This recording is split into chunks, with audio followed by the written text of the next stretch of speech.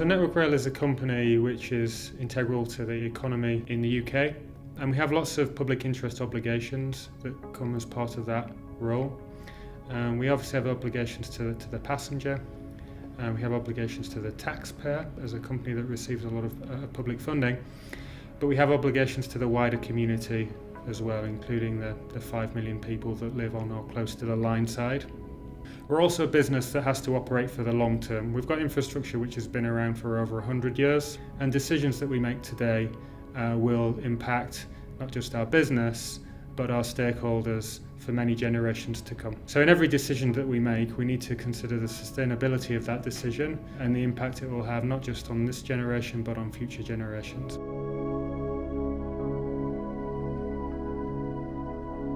Network Rail as a business is very dependent on a wide range of supply chains. In fact, there's very little that we do as a business that we don't use suppliers to help us with.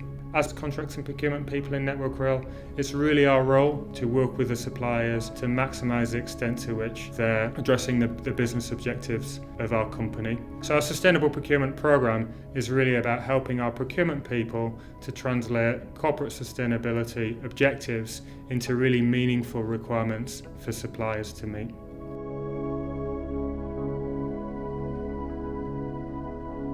The good news is that through our category strategies, we will prioritise sustainability improvement opportunities category by category. So, for example, for contingent labour, it might be about workforce diversity or travel to work plans. For network electrification, it might be around energy consumption and carbon impact. And so sourcing managers can expect a category strategy to be available which helps them to prioritise.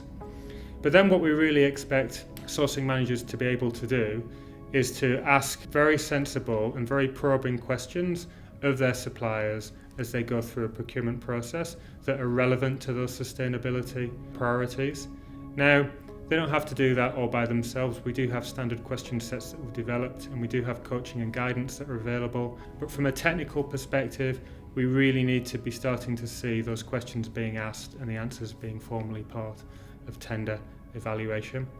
We want C&P managers to feel able to work with their customers to develop the specification, perhaps to consult the supply base before even formally going to market, to get that specification as polished as possible and to get it such that it's demanding of the suppliers in terms of sustainability improvement.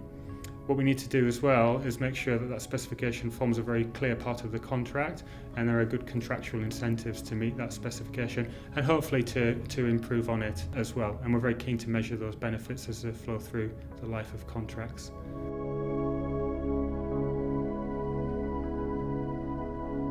I think there is a challenge around capturing and sharing good practice. There's lots of really good practice in sustainable procurement already within Network Rail. We need to be better at sharing that experience and celebrating it.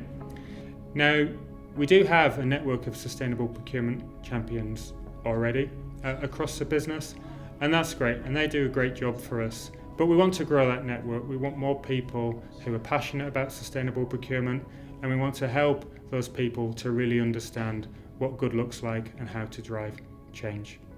I think another challenge is that we're an operational business 24/7, 365 days a year, and we will always have many very short-term priorities to meet.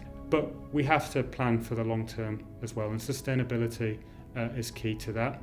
I think it can be tempting to just think of sustainability in terms of managing risk and in terms of compliance with legislation. We want to be much more ambitious than that. We want to be at the forefront of the sustainability agenda in the UK. And what that requires us to do is to work with customers and suppliers, not just on managing risk, but on looking for opportunities as well.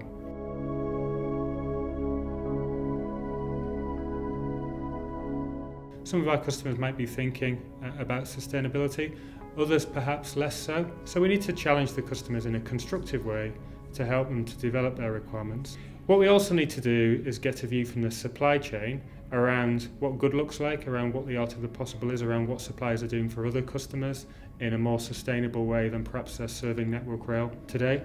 And if we can bring those two things together some ambition from the customers around being more sustainable, with some thoughts on innovation from the supply chain around what sustainability looks like, then we can achieve some great things together, I think.